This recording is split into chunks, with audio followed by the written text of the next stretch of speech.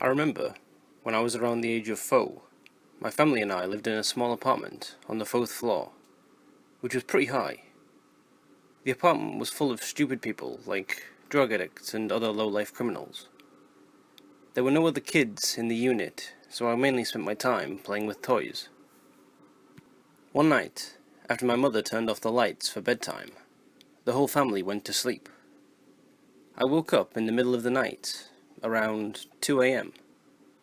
I was pretty thirsty, so I was going to grab a cup of water from the kitchen. But as I was pulling off my blanket, I heard noises. Noises coming from the other side of the house. Being a stupid toddler, I didn't think anything of it, so I got up and walked out of my room. The moon was lighting up the room through the open sliding door to the veranda.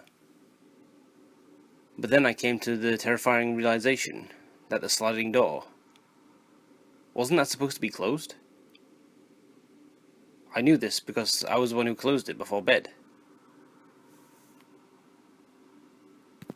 But at that moment, I heard the noises again, and they were coming from the kitchen.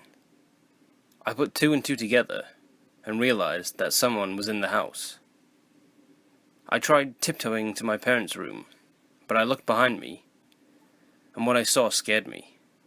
It was a man in a costume. He looked at me and grabbed me. He was pulling my hair and putting his hand over my mouth. But I broke out of his grip and ran to my mother's room. But I was too scared to say anything. The next morning, I told my mother everything, but she told me it was all just a wild nightmare. I tried to tell my dad, but he said the same thing.